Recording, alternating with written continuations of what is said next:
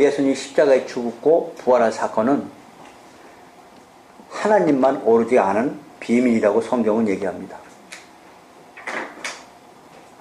아무도 모르게 숨겨놨죠.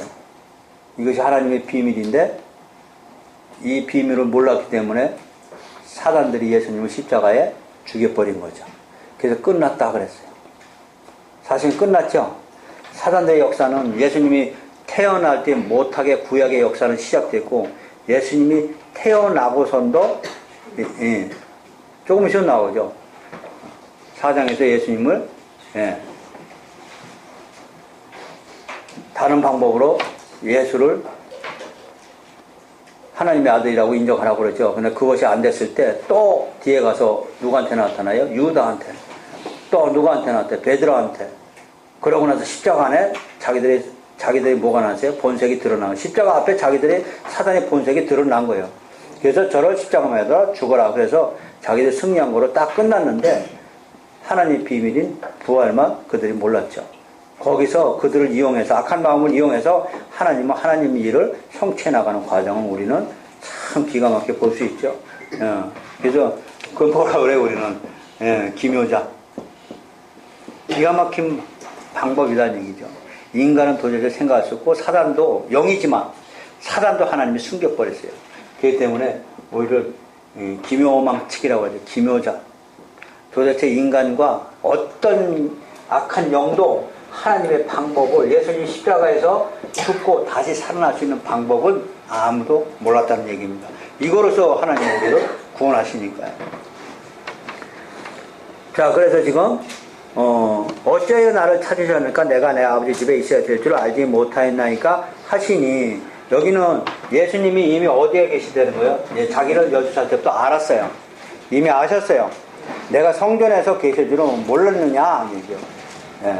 그래서 성전의 주인이신 예수님이 육체의 몸으로만 왔을 뿐이지 예수님이 12살부터 이미 자기 자신이 어떻게 할 것을 이미 알았던 분이에요.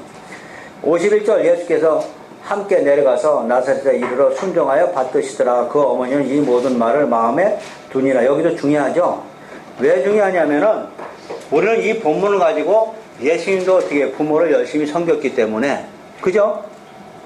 어머니 아버지 따라서 예루살렘 성전에 왔다가 애가 없어졌죠.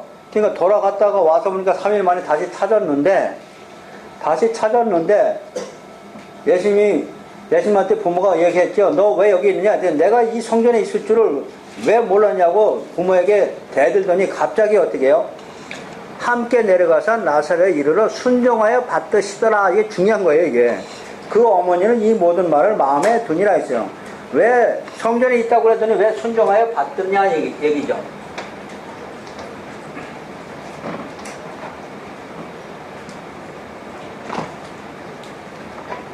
그래서 이 본문을 가지고 예수님도 부모에게 순종하고 부모를 잘 섬겼기 때문에 우리도 부모를 열심히 섬겨야 됩니다 하고 설교가 거의 많다는 얘기예요. 지금 그거는 또 아까 제가 얘기했지 뭘로 본 거예요? 우리 입장에서 우리의 눈으로 성경을 본 거예요. 여긴 부모를 섬겼더라 이 얘기가 주제가 아니고, 그 당시에 예수님은 하나님의 아들이지만 아직 때가 안 됐죠. 30세가 되어 사역을 해요. 레위 지파도 30세가 되어 사역을 했습니다. 이 30세가 되어 사역을 해야 되는데 부모를 공경하는 게 뭐 하는 거예요? 하나님께 뭐 하는 거예요? 순종의 의미가 있어요. 순종. 하나님께 부모를 왜 공경하라고 그래요? 성경에서는 부모가 누구의 대리인이에요? 하나님의 대리인이에요. 왜 부모가 하나님의 대리인이에요? 하나님의 말씀을 누가 가지고 있어요? 부모가 가지고 있어요. 부모가 가지고 있어요. 그래서 부모가 하나님의 말씀을 누구한테 가르쳐 줘야 돼요? 자식에게. 그래서 부모를 무시하지 말라는 거예요. 왜? 하나님의 말씀을 가진 자가 뭐예요? 성경에서 신이라고 해요. 말씀 자체가 영이기 때문에 그런 얘기를 하는 거예요. 그래서 그를 거역하지 말아라. 그를 거역하면 하나님의 귀한 말씀을 너희가 듣지 못한다.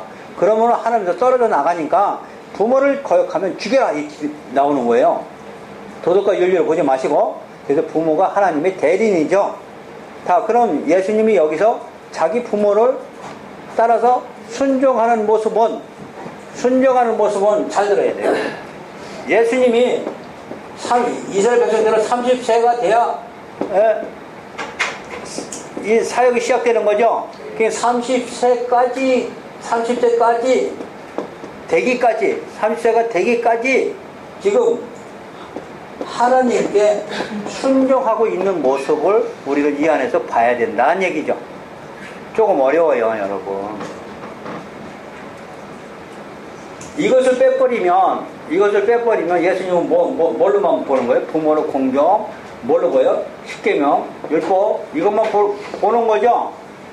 부모에게 왜 예수님이 순종했냐? 물론 이것도 중요한 거죠. 이것보다 더 중요한 의미는 하나님께 먼저 순종하고 싶은 마음을 가지고 있었다는 얘기예요.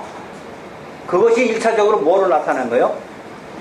부모에게 순종하는 모습으로 나타나는 거죠.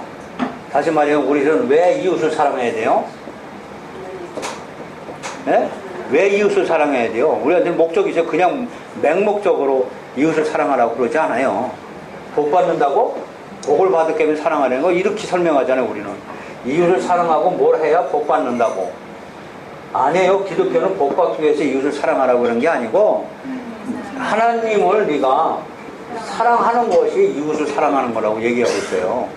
똑같아요. 하나님에게 순종하는 것이 지금 누구에게 순종한다? 부모를 따라서 순종하는 것이다. 이렇게 봐야 된다는 얘기예요.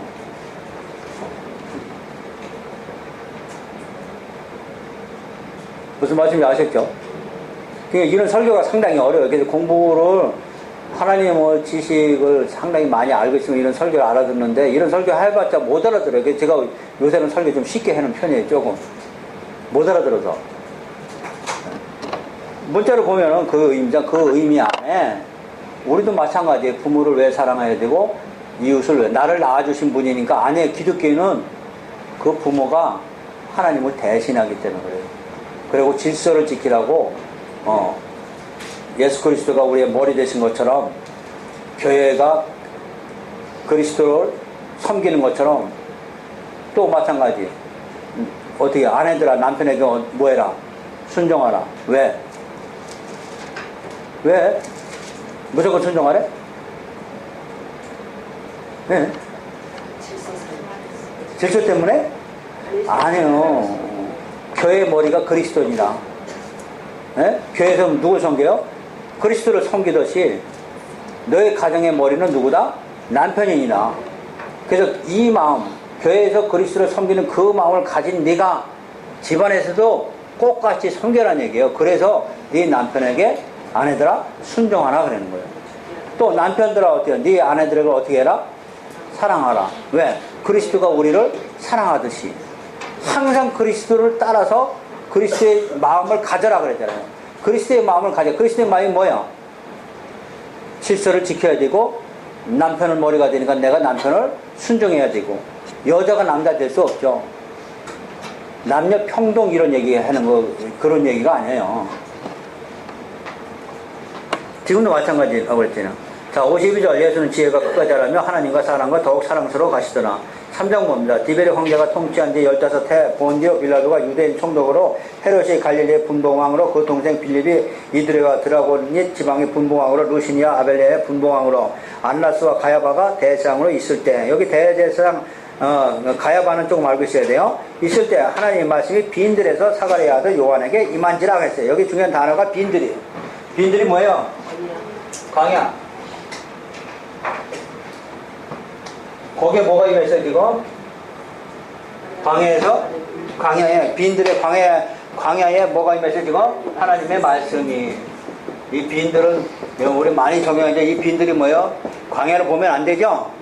네, 우리의 마음을 봐야 돼요. 여기는 우리의 마음을 봐야 돼요. 우리 마음에도 광야에서 애치는 자의 소리가 들려야 돼요. 애치는 자의 소리가 뭐죠? 세례 요한이 외친 게 율법이죠. 율법을 통해서 우리가 빈들이죠. 여기서 율법이 말씀이 미치면 우리가 뭐를 깨달아야 돼요? 죄인임을 깨닫는 거예요. 여기서부터 시작이에요. 자, 3절 요한이 요단강 북은 각처에서 와서 제사함을 받게 하는 회개의 세례를 전파하니. 제사함을 받게 하는 회개의 세례입니다. 제사를 받는 것이 아니고 받게 하는 회개의 세례입니다. 이 회개의 세례는 죄의 회개입니다. 자, 선지자 이사의 책에 쓴 바 광야에서 2000자의 수리가 있어 너희는 주의 길을 준비하라. 그가 오시기를 곧게 하라. 모든 골짜기가 메워지고 모든 산과 작은 산이 낮아지고 굽은 곳이 곧아지고 험한 길이 평탄해질 것이요 모든 육체가 하나님의 구원하신 보이다 함과 같으니라. 예, 아까 이사야서 40장 말씀이죠. 요한이 세례받으러 나오는 물에게 이르되 독사의 자식들아 누가 너에게 일러 장차올 진노를 피하라 하더냐. 그러므로 회개에 합당한 열매를 맺고 속으로 아브라함이 우리 조상이나 말하지 말라. 내가 너에게 이르니 하나님이 능히 이 돌들로도 아브라함의 자손이 되게 하실까지 하시리라. 이미 도끼가 나무 뿔에 놓였으니 좋은 열매 맺지 아니하는 나무마다 찍혀 불에 던져지리라. 아, 중요하죠. 이거 가지고 많이 짐이 무거웠을 거예요. 좋은 열매를 맺어야 되는데 열매 맺지 않으면 찍어 불에 던지니까. 좋은 열매 맺으면 어떻게 된가? 좋은 열매가 뭐예요?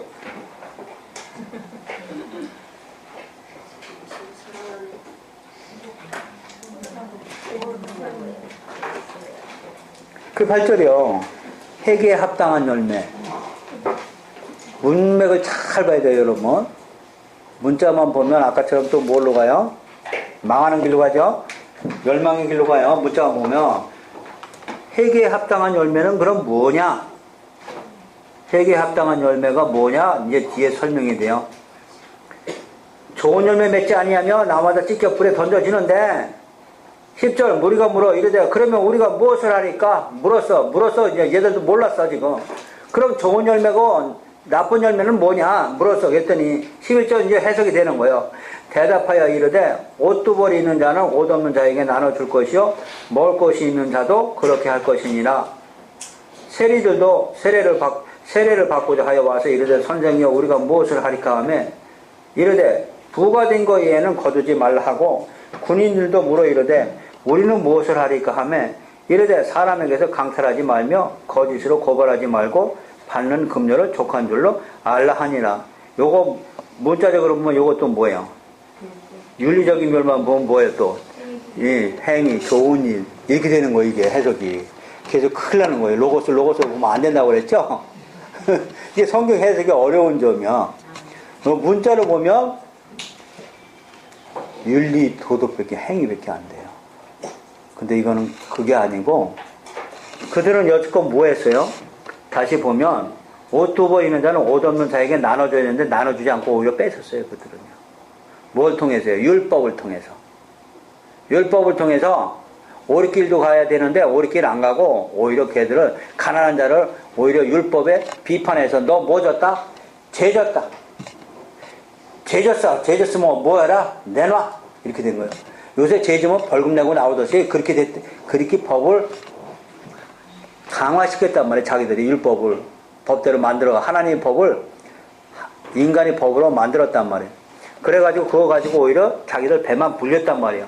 그것을 어떻게 해라? 회개하라는 얘기예요. 여기 좋은 열매는 뭐냐?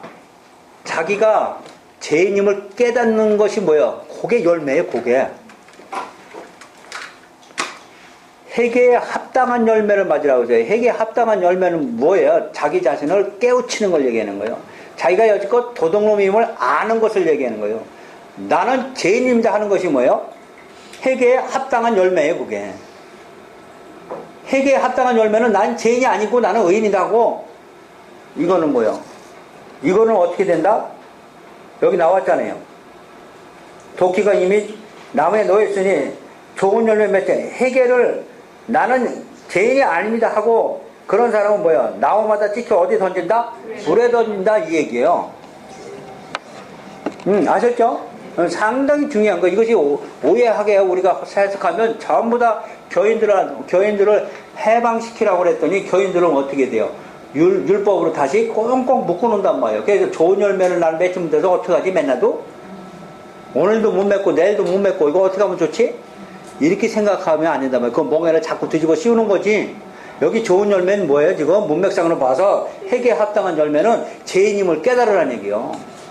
이게 세례 요한의 세례예요. 물세례 이게.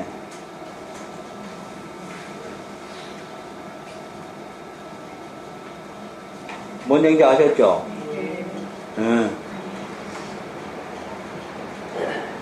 그래서 성경 전체적인 의미를 봐야 돼요. 그래서 다윗은 뭐예요? 나에게 마음에 합한 자라고 하나님이 그러는 거예요. 그는 뭘 했어요? 죄인임을 회개했잖아요. 그 열매예요. 다시 말하면 무화과 나무 예수님이 가죠? 가는데 뭐예요?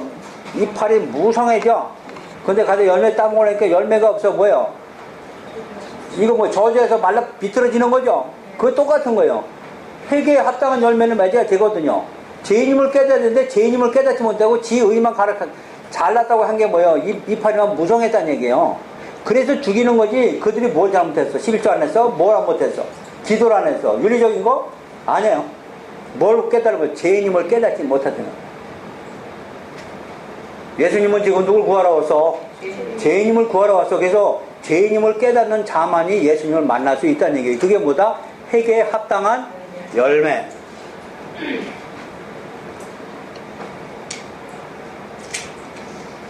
자, 15절. 백성들이 바라고 기다림으로 모든 사람들이 요한을 혹 그리스도신가 심중에 생각하니, 요한이 모든 사람에게 대답하여 이르되 나는 물론 너에게 세례를 베풀거니와 나보다 능력이 많은 신 이가 오시나니 나는 그의 신발끈을 풀기도 감당하지 못하겠느라. 그는 성령과 불로 너에게 세례를 베푸실 것이요. 그랬어요. 자, 요한이 지금 그리스도가 그랬죠? 요한이 뭐라고 했어요? 요한을 보면 안 돼요. 율법이에요. 율법은 절대 그리스도가 될 수 없어요. 근데 복음은, 예수는 누구예요? 성령과 불로 세례를 준다. 이것도 문제가 많은 거예요. 그래서 복음서 잘 봐야 되는 거예요. 복음서 잘못 보면 우리가 마음대로 막 활용한단 말이에요. 그래서 여기는 뭐 성령의 불 이렇게 나온 거잖아요. 성령의 불도 물론 있어요. 근데 여기서는 그 얘기 아니에요. 여기는 성령과 과라는 건 뭐예요? 영어로 and예요. 오화가 아니고. 뭔 얘기죠?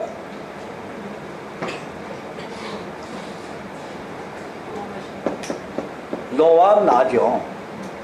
너와 나 하나는 될 수 없지. 이건 따로따로 봐야 돼. 그래서 성령의 불을 같이 보면 안 된다는 얘기죠. 지금 제가 설명하는 게. 그렇다면 성령과 불로 너에게 세례를 베푸자. 성령 세례는 뭐야? 십자가 성령 세례라고 했죠. 세례하면 우리가 죽었다가 다시 살아나는 거. 물 세례는 물속에 들어갔다 나오는 거. 성령 세례는 십자가 안에 죽었다가 내가 살아나는 거. 다시 말하면 율법인 죄가 이 십자가 안에 내가 죽고 다시 새 생명으로 태어난 거죠. 뭘로? 의인으로. 죄는 십자가 안에 죽었고 생명은 십자가 안에 다시 의에 대해서 다시 태어났죠. 그래서 우리는 거듭남이죠. 이걸 성령 세례라고 그래. 그 다음에 불은 심판 얘기.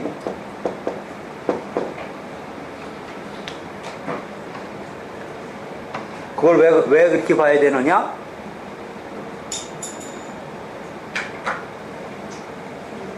왜 그렇게 봐야 되느냐가 전의 문맥을 실제로부터 지금 봐야죠.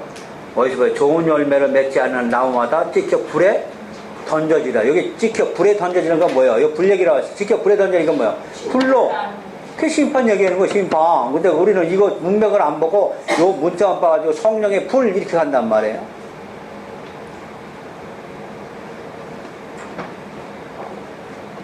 자, 아셨죠? 자, 17절. 손에 키를 들고 자기의 타작마당을 정하게 하사 알곡은 모아 곳간에 들이고. 여기 나오잖아요. 쭉저기는 꺼지지 않는 어디에 타온다? 불에 태운다. 그 위에 불을 설명하고 있어요.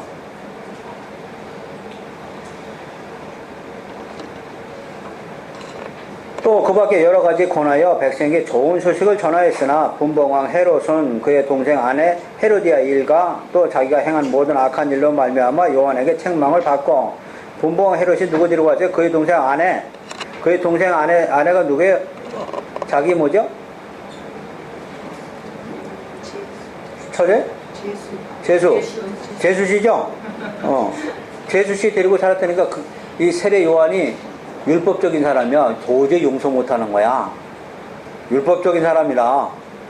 그래서 누굴 내요? 왕은 왕이죠. 왕도 똑바르게 살아라 하고 헤롯 대왕한테 너 잘못 살았다고 지금 대왕한테 대든 거예요. 그랬더니 헤롯 대왕이 화가 났죠. 화가 나가지고 요한을 옥에 가둬버렸습니다. 근데 우리는 마태복음, 마가복음은 요한이 나중에 옥에 갇혀요. 그죠? 십몇 장이나 가서. 그런데 지금 누가복음은 3장에서 이미 세례 요한을 옥에 가둬버려요. 그러니까, 자, 정리합니다. 1장은 세례 요한이 어떻게 나왔냐 설명하는 거지. 누가복음 1장이죠. 2장은 예수님이 어떻게 오셨냐를 설명하고 있는 거죠. 자, 3장은 뭐부터 나오는 거예요? 세례 요한이 문세례부터 나오는 거예요. 회개세례부터 나오기 시작하는 거예요. 그래가지고 3장에서 20절까지 요한을 옥에 가둬버린 거예요. 다시 말하면 누구를 얘기하고 싶어 지금 누가는 요한 얘기가 아니고 예수 얘기를 자꾸 하고 싶은 거예요. 그래서 누가는 지금 빨리 요한을 쳐버리고 싶은 거예요. 율법을 쳐버리고 복음 얘기하고 싶은 거예요. 지금 뭔 얘기인지 아셨어요? 네. 그래서 20절에서 요한을 옥에 가둬버린 거죠.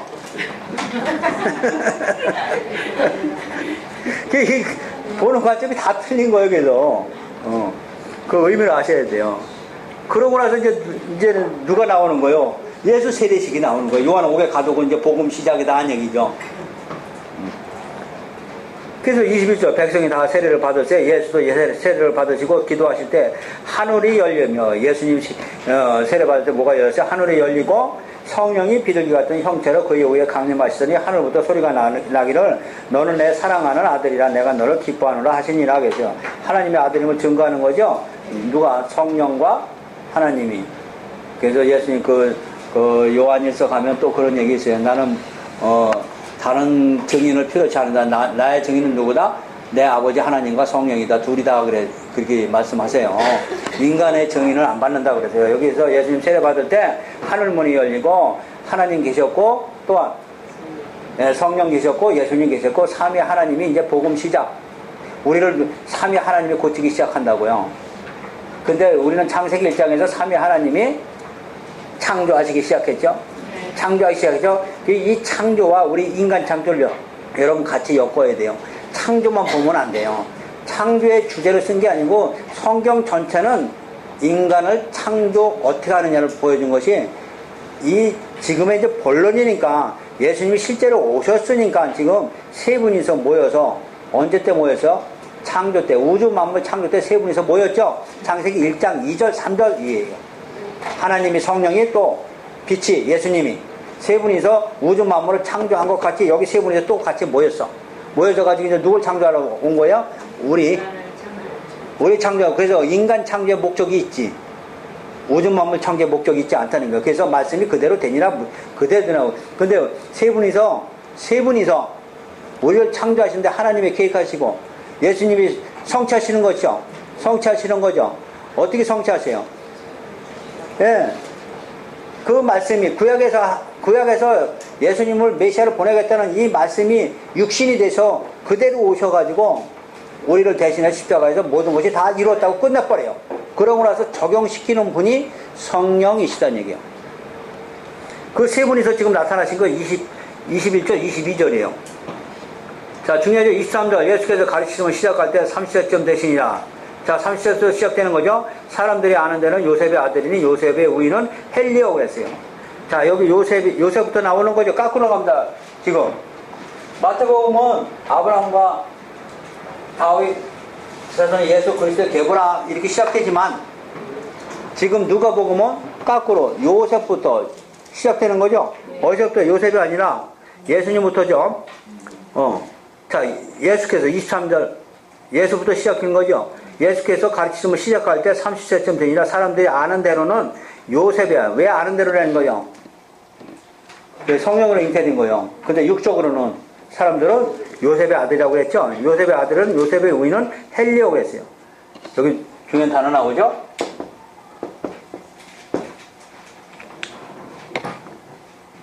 근데 마태복음 보면은 요셉이 누구의 아들이라고 나와요? 마태복음 1장 16절 마태복음 1장 16절 보세요.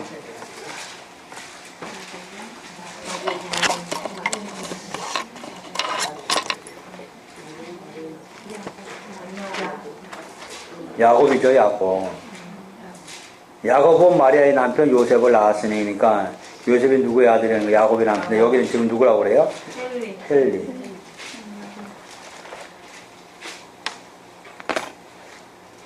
그 다음에 31절.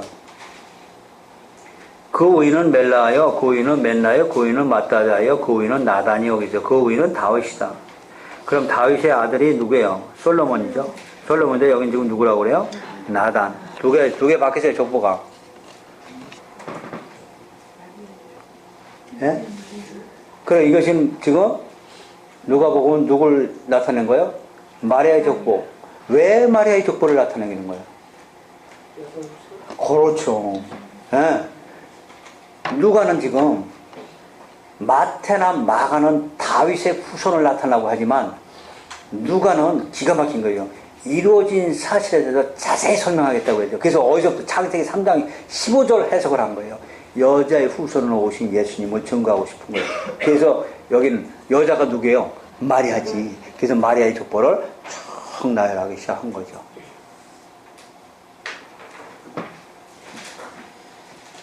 창세기 3장 15절에 여자의 후손이죠? 예수님이죠? 그래서 지금 누가는 마리아의 족보부터 나타나기 시작한 거죠. 그래서 여자의 후손으로 예수님이 오셨다. 중요합니다. 이 여자의 후손이 왜 중요한가? 네, 그게 창세기 3장 15절 여러분이 상당히 좋아요. 창세기 3장 15절을 이해 못하면 성경이 안 풀려요. 근데 어떤 분 창세기 3장 15절을 처음 들었다는 분도 있어요. 여자의 후손 얘기를. 그건 많이 들었어요, 저요. 여자의 후손 얘기를 처음 들었대. 여자의 후손이 예수님인지 몰랐대, 세상에. 예? 안 되는 거예요. 이건 성경을 하나도 모른다는 얘기가 똑같은 얘기예요. 자, 여자의 후손은 왜 중요하느냐? 여자의 후손과 뱀의 후손. 그죠? 예. 여자의 후손과 뱀의 후손의 전쟁이에요. 그 여자의 후손이 뱀의 머리를 밟았다고. 이게 중요한 거예요. 지금 누가는 이걸 설명하고 싶은 거예요. 여자의 후손으로 오신 예수님이 창세기 3장 15절에 보면 뭐예요? 뱀의 머리를 밟는다고 했으니까 이분이 바로 뱀의 머리를 밟으러 오신 여자의 후손이다. 이거를 알고 싶은 거죠.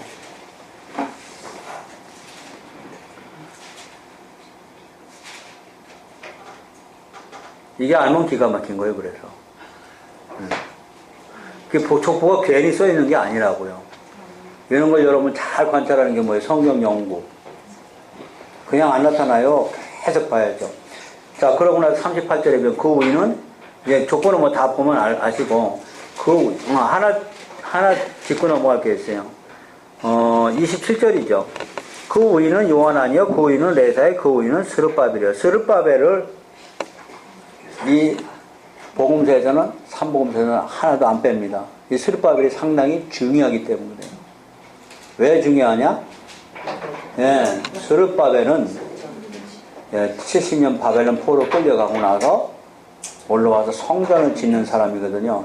다시 말하면 갈렙이 헤브론을 장악한 거나 다윗이 7년 6개월을 헤브론에서 왕노릇 한 거나 스룹바벨이 성전을 진 거나 같은 의미이며 이 스룹바벨이 유다 지파예요. 왕이란 말이에요. 다윗 왕 후손이에요. 그래서 하나님이 유다 지파를 통해서 성전을 짓는 거죠. 예수님을 통해서 지금 성전을 짓는 모습을 비유로 보여준 게 스룹바벨이에요. 그냥 넘어가면. 그래서 성경은 성령이 한 거이죠. 성령이 쓰셨기 때문에 스룹바벨을 상당히 중요하게 생각하고 있는 거예요.